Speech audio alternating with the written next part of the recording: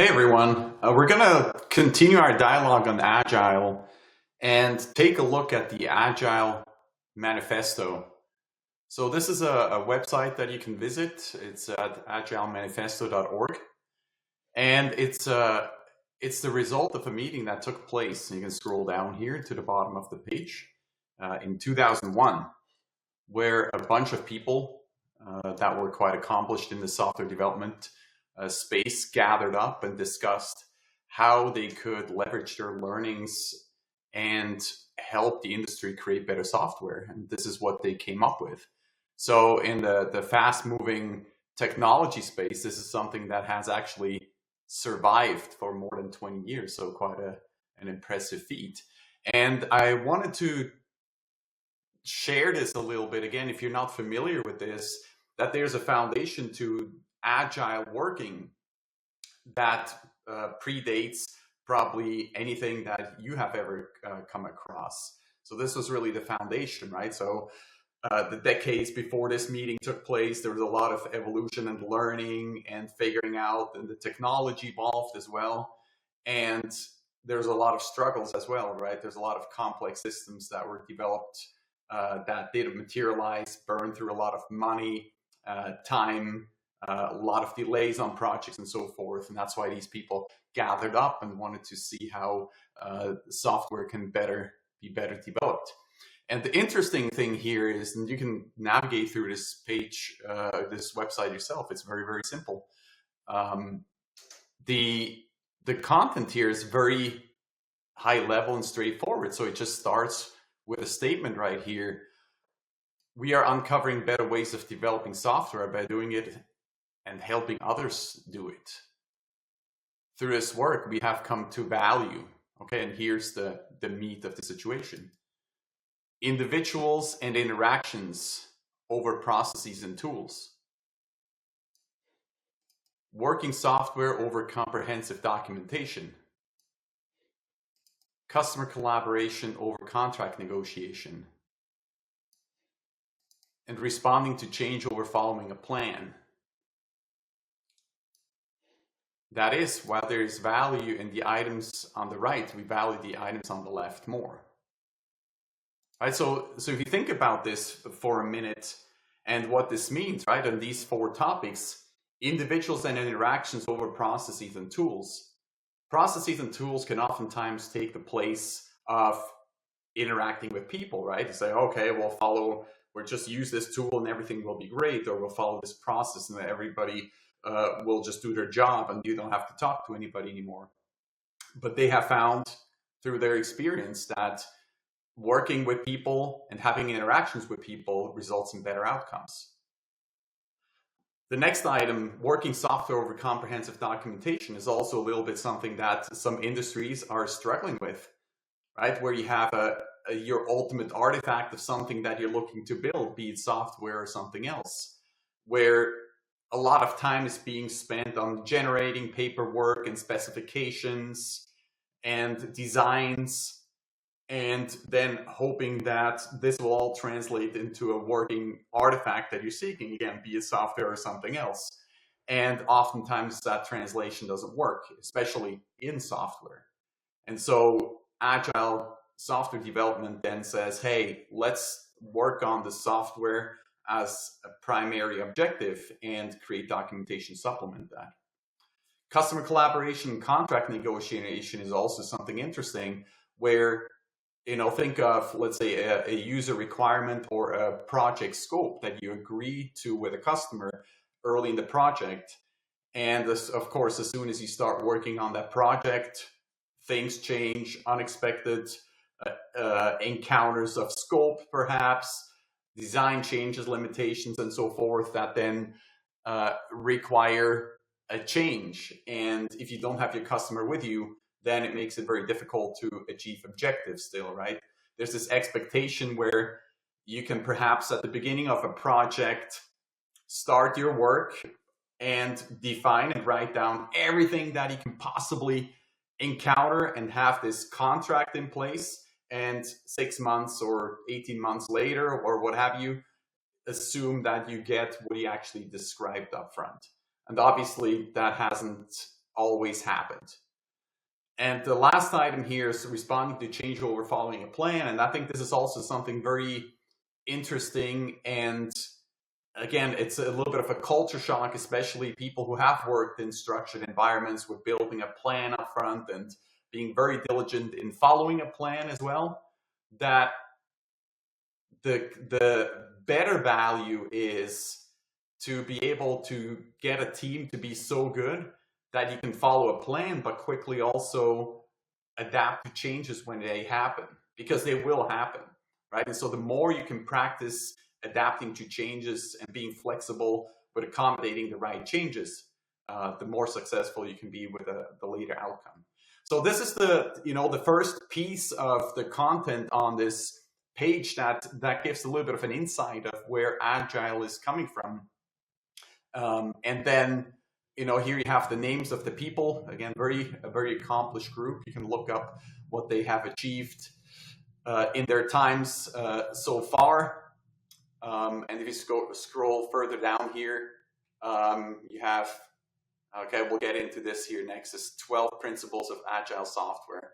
We're going to look at that next, but there's also information about the manifesto, the authors and the signatories, and the translation into a whole bunch of different languages that you can also view this. So it doesn't have to be English only, it's translated into many, many other languages. So let's take the next step and look at the 12 principles of Agile software. And again, we're sticking with the software concept here because this is where Agile came from. But I would highly encourage you and your team, even if you're not in the software space, to consider some of these techniques for just looking for a way of effective working, right? Of course, not everything in software applies to any other industry or any other product you may be developing.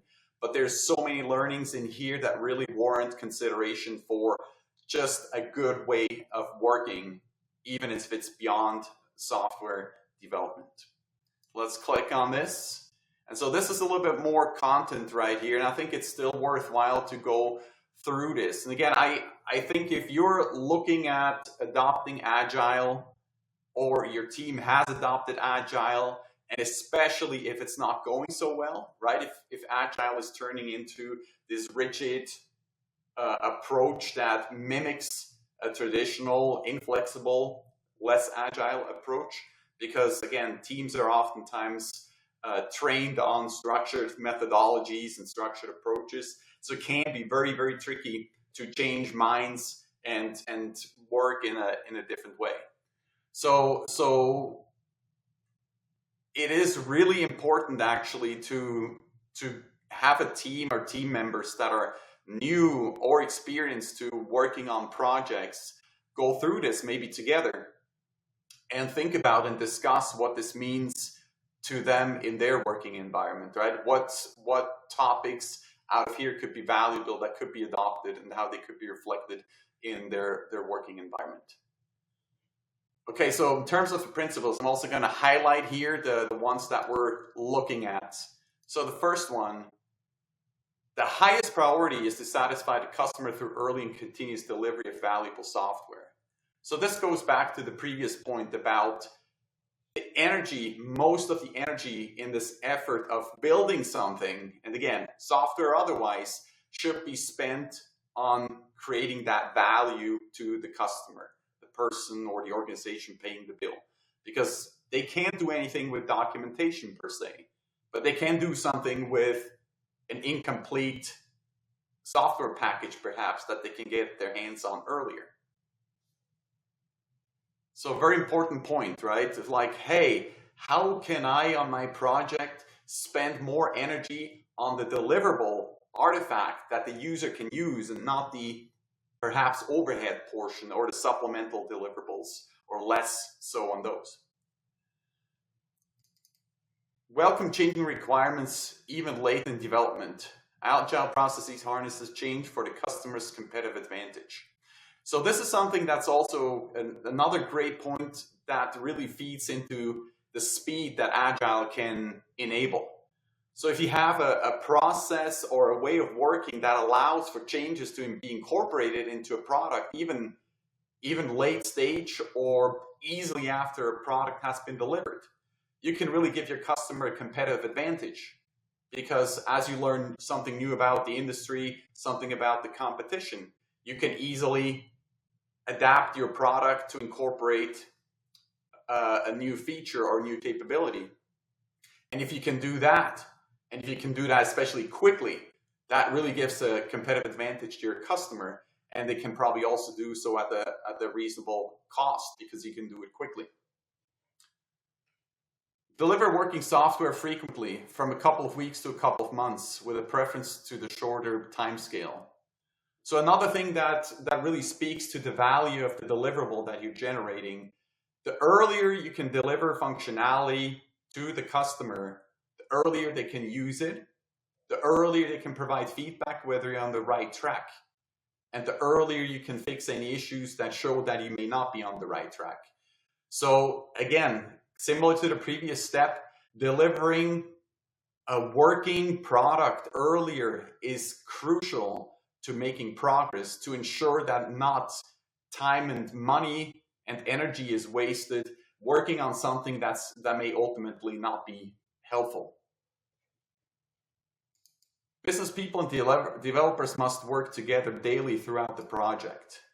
So this is something that's a little bit, I don't know, for some people controversial, right? I think there's some techniques that have been adopted where daily check-ins are taking place amongst the teams, but they start taking up so much time that nobody likes them anymore, right? So the daily collaboration throughout the project is, again, critical, because the earlier you get feedback on something that you're working on, the faster you can avoid wasting time on something that's not needed. And of course, what happens if you can achieve that? You waste a lot less time on something that doesn't provide value, which means you save a lot of money for the person or organization that pays the bill. So very, very critical to be able to do that effectively. And this really means team collaboration, right? Everybody being on the same page, everybody working towards the same objective, and making that project happen. Build projects around motivated individuals. Give them the environment and support they need, and trust them to get the job done. Another potentially controversial topic, maybe it shouldn't be, but this is also maybe a little bit of a reflection on the experiences of the authors of the Agile Manifesto, where you have stakeholders that are perhaps too far from the action involved, that can distract or even derail progress on the project. And so what this means is that you need to find a way to build a team that can be empowered, really to the decision level, be empowered and not be disrupted from making progress, and that you have the right people that they can actually achieve that. Which goes back to then building a team that has the motivation and the skills, or the ability to learn the skills to get the work that needs to be done completed. So very, very critical, right? This unfortunately indicates that you can't just take perhaps anybody from anywhere to work on a critical project, but that some thought about the team composition has to go into a discussion about how you build a team that the work can be getting done effectively. Next up, the most efficient and effective method of conveying information to and within a development team is face-to-face conversation. So again, this was written up about more than 20 years ago now. Remote work was maybe not as popular at the time. People did work remotely. Collaboration was a little bit different because the virtual collaboration methods were not as refined as they are today, with video, real-time collaboration, and so forth. But of course, there were also source code repositories. Networks were there, of course. People were able to collaborate remotely and so forth. But it's still, nonetheless, at the time, they had already identified that the best outcomes of communication is through a face-to-face conversation. And this is, again, something that is probably not to be diminished. Yes, everybody works remotely, especially on software projects. It is possible to get quite a bit of work done. There can be some compromises perhaps to be made. but maybe they can't, right? So this is something to really take into consideration about the best outcomes. Is there value in having people meet up in person, face to face, or is a virtual face to face adequate to get the work done? So that's something, again, you need to consider for assembling your team and how the work gets done there. Working software is the primary measure of progress. Okay, and I think that's something that many of us have experienced, where the team is asked for a status update and it's green, it's on track, and work is being done, and people are doing a lot of work, only to find that a good chunk of time and project delivery has progressed and the work was done outside of actual deliverables, in this case software. So maybe spent on documentation, meetings, capturing requirements, working on designs, and so forth, but not on the actual tangible deliverable that is needed, right? So working software, if you have 10 documents completed, but not a single line of code, or if you have a prototype of something that you're building or a product, and there is no prototype, there's nothing tangible that you can touch, it's probably a poor measure to say that you're far into a project if you don't have anything tangible, right? So really, it's a real mindset change to focus on your energy on working software, on the ultimate deliverable, and using that as the primary measure of progress. Agile processes promote sustainable development. The sponsored developers and users should be able to maintain a constant pace indefinitely. Okay. Who has worked in hero mode before? Okay, everybody probably. But in order for something sustainably to be developed and also maintained and to end up in a good result, they also have found that you need to work at a pace that can be sustained. Doesn't mean that it has to be 6 hours a day or 10 hours a day or whatever the case may be, but it can't be something that has extreme spikes all the time, right? Where there's constant peak effort required in order to keep up with progress and delivery. So if that happens, the best way is probably to reflect on the work that's happening and looking into ways for changing that and being more honest about the progress. Because if you go faster and you invest more effort and you burn people out, naturally the result is going to suffer from that. So look into managing that appropriately. Continuous attention to technical excellence and good design enhances agility. Yes, if you have a poor design and you develop a poor product with poor craftsmanship, more than likely you'll suffer sooner rather than later. And you want to find that out sooner so you can fix it, that you have a scalable and robust design and good technical solutions in the process. Next up, simplicity. The art of maximizing the amount of work not done is essential. So effectively prioritizing and cutting out everything that doesn't make sense or that is not needed in the ultimate deliverable. And this is again reinforced by managing cost of an effort. So if you can take out non-essential capabilities, non-essential features, you save money on the project. If you take out non-essential capabilities, features, you can deliver faster. And if you have less complexity, you have a more robust system at the end of the day.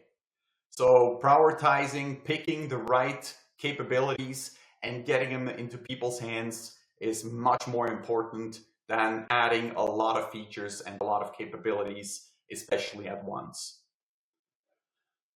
The best architectures, requirements, and designs emerge from self-organizing teams.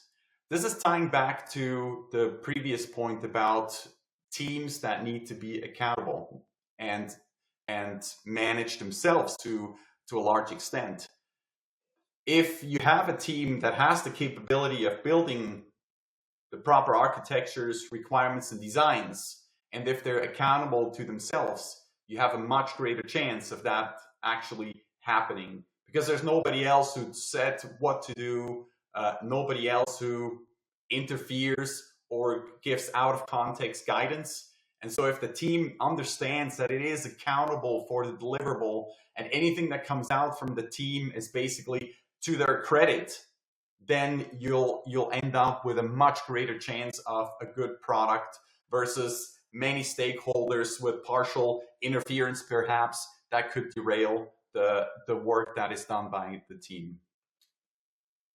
And lastly, at regular intervals, the team reflects on how to become more effective, then tunes and adjusts its behavior accordingly. And again, this speaks to the need to be self-aware almost, to reflect on how you're working and constantly being aware, almost self-conscious as you do work of like, hey, are we working in the right way? Are we working in the best way possible?